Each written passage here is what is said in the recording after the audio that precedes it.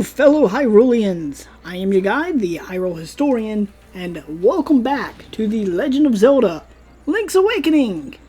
Where today we are going to be finishing off the Key Caverns, also known as the Slime Dungeon.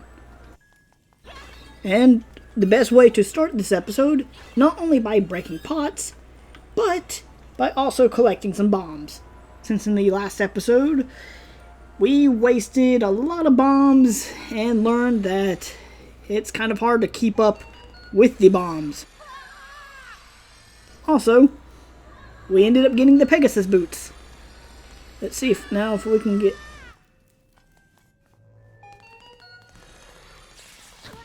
So yeah, we also learned that today Link can destroy any black hole, vortex things, and we are now able to bust through the crystal jello things, rocks, don't really know what to call them. Anyways,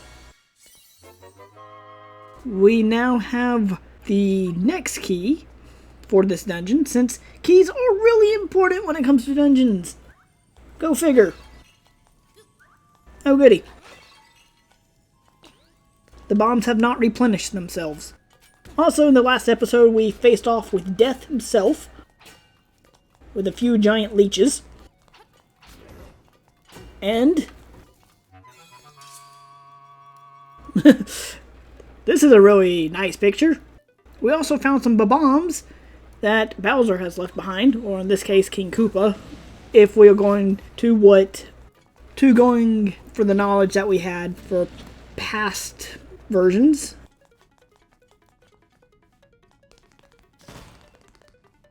Go flying, my little ones! Actually, may help if I defeat all the enemies in this room first before I go talking.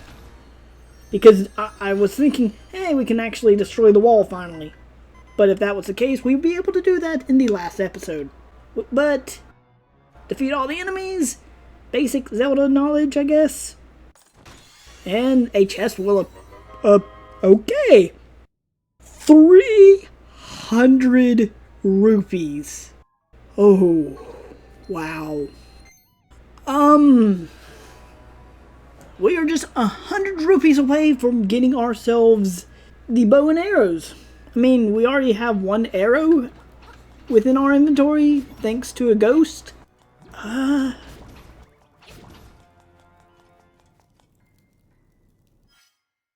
Okay, so the boss is farther down, and we have about one key. So I guess we'll go ahead and unlock this, and I recognize this room. How dare you face my wrath?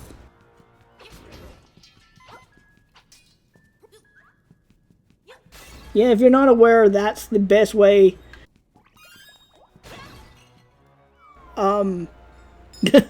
Okay. That's the best way to defeat the Wizrobes, apparently, within this game. Go figure. There are also birds. I just got done playing the Wind Waker randomizer. So, Wizrobes were birds before, I'm guessing?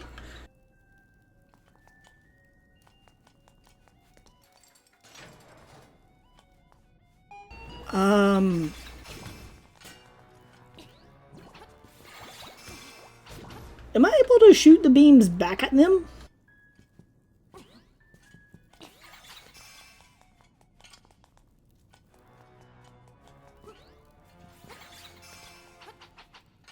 No, I am not. Okay, warp them back here. Gonna play a little bit of keep away. Oh, so he stays in the same spot. That works out well. That was a little bit of a waste. Okay, let's try this again.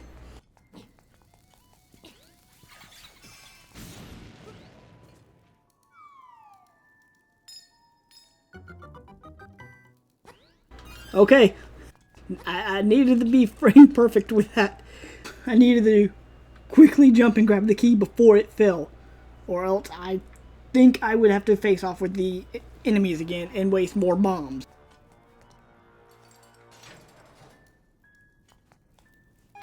And it's best to go in and see what's in each of these rooms, I guess.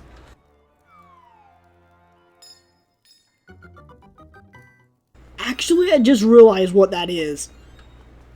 So besides the statue here that needs...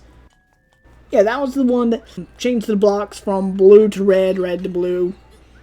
Something that we've seen only in one room so far, I believe. And, yeah, right here. Now we can get this chest by just swinging our sword at it. Not really worth it, but okay. Also, if we head back down this way, and something I'm trying to get better with is not defeating all the enemies, so we can quickly move past these guys. But anyways, go ahead and restock our bombs. I think these two pots just, you know, have nothing. It gives you a reason to release stress. I say that now and I remember something that I wanted to talk to you guys about. And that is something that I've recently learned about. Is a real thing apparently. They're called rage rooms. Pay somebody where you can go break things. Yeah. How nice is that? But not... I can understand that some people don't think it's good for you because, and this is an actual thing, of going into a room after paying someone, picking an item, and breaking that item. Pots, TVs, other things that you can think of. But in the long run, I can see how it's bad because then you would learn to want to break more things.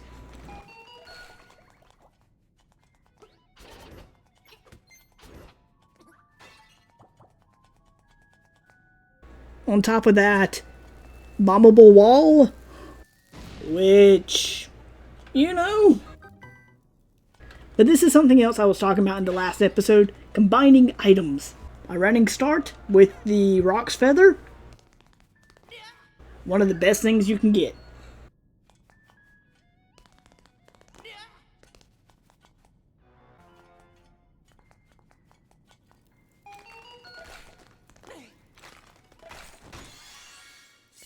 Hey, I was correct. The boss key was up here.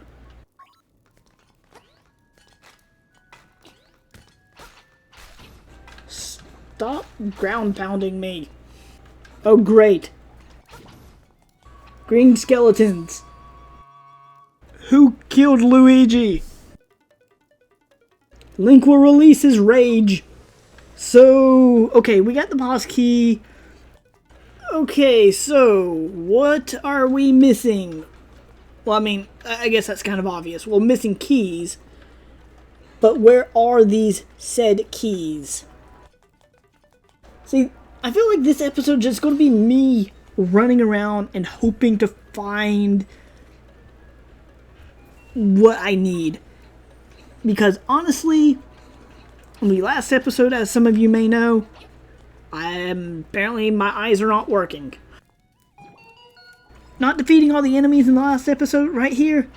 I think this was a given that a key was supposed to be here.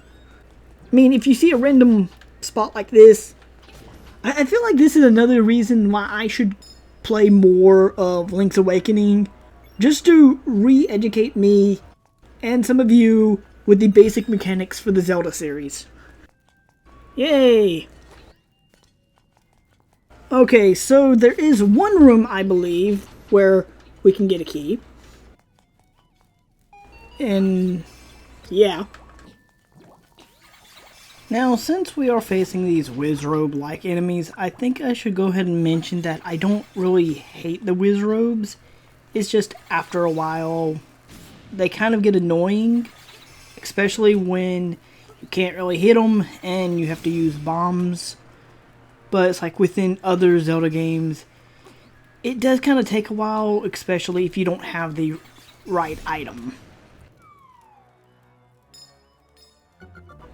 Okay, so there's 2 keys. So the third key that we need is back at the beginning. Which I think really we just had to hit that switch from earlier. You know, it's best to go ahead and restock while you can. Also, little by little, I'm kind of wanting to apologize for the commentary, since after recording this long session, it's just taking more concentration of seeing where I need to go. And then we have these little cutscenes here and there. Okay, so yeah, that's all we had to do was destroy or change the things. So this should be our last key.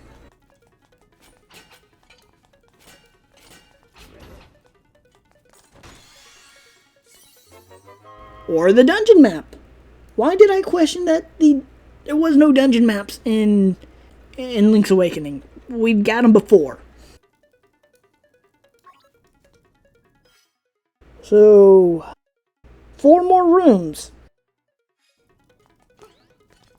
I'll leave you guys be, and we're off again. Okay, so 1 more key. What am I missing? Please stick with me, guys.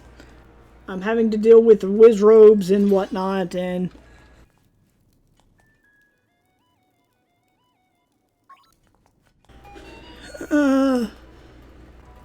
why did I not think of this sooner? We was here in the last episode. Like saying, yeah, this shows you rooms that you need to get to. I wonder how you get there. Let's focus on the cracks in the wall, shall we? Okay, now that we are here, I feel like this is also a given, saying that we need bombs for this dungeon. Just for how many Bob-ombs are wandering freely within this dungeon. Why have I not noticed that before? There are bombs just scattered within this dungeon.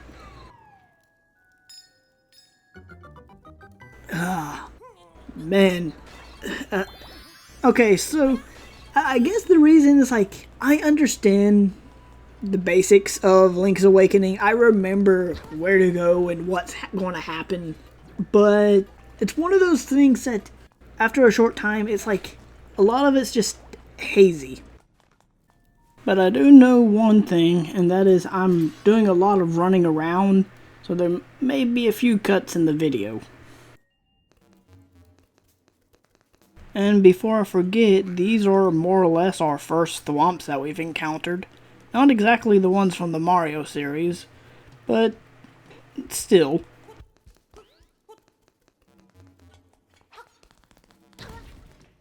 Oh yeah, forgot about that. There we go. Nice.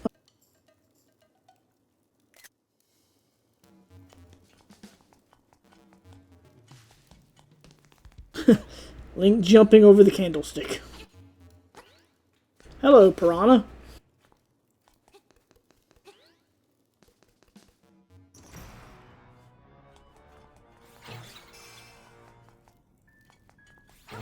Okay.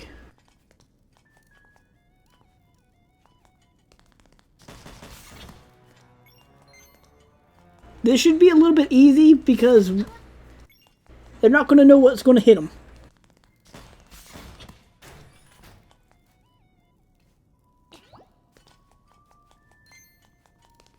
I would question if there's hidden rooms here, but since we already have the map, you know, straightforward.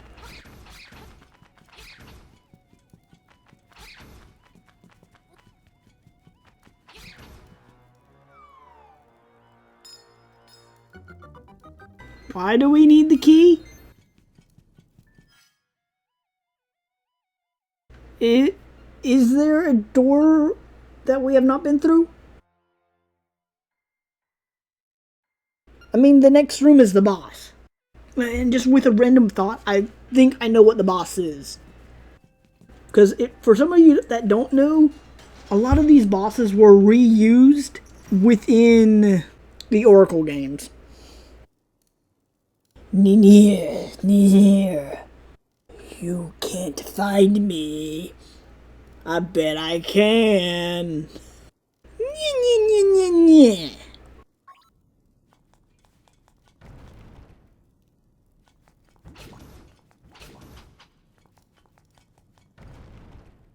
If you don't know, that's just a giant shadow right here.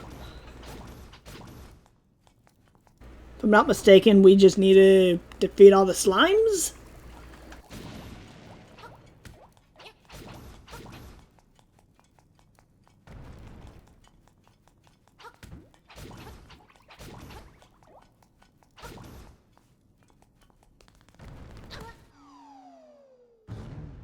Why did I not think of that? The Slime Eye! How do we defeat it? I wonder. Oh no, there's two of them!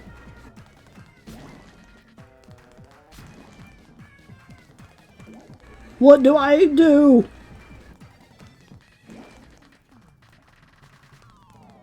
Screw running into them. I feel like I'm making it harder than it seems. What am I forgetting?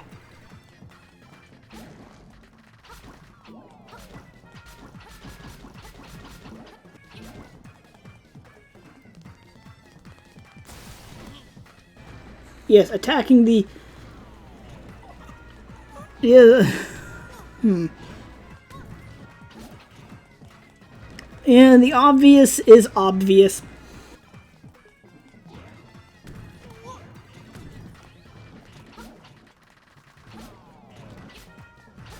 Wow, really?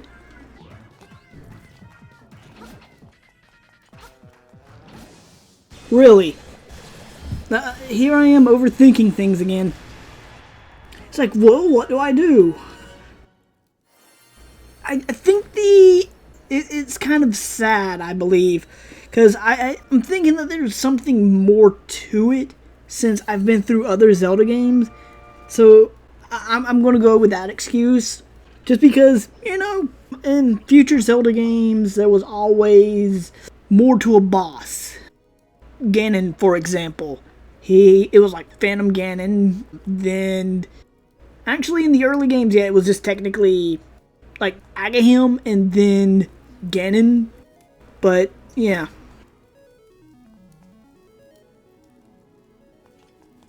Link, you know what this means?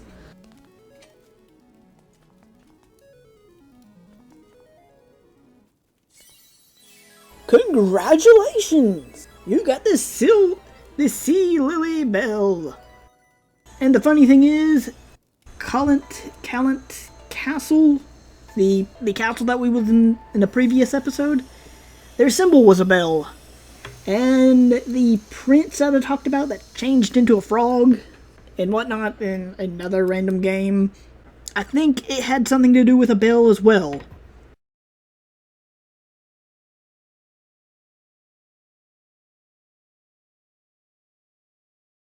And I did not read a single thing there. But here is our friend the owl.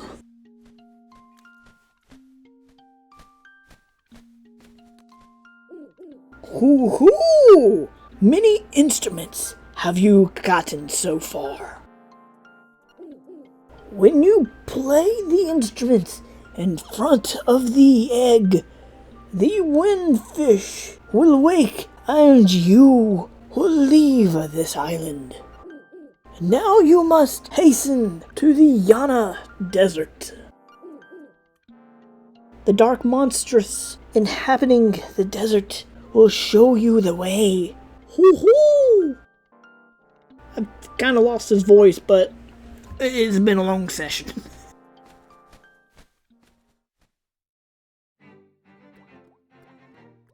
On a side note, the owl was supposed to land like right here. if I'm not mistaken, like in the original version. But anyways, guys, there's one last thing I wish to do before we end this episode, and it won't take very long. It's just something I wish to show you guys. Yeah, so actually, we can make it there quite faster now, but because we have the boots, we can now make it to this treasure chest, which contains a seashell. Okay. I mean, not too bad. Not too bad. But yes. But anyways, guys, I think that will do it for this episode of Link's Awakening. So if you have enjoyed it, please don't forget to leave a like or comment below, and don't forget to blast that subscribe button. But besides that, this has been the Hyrule Historian. Thanks for watching, and I will see you all in the next episode. Later, guys.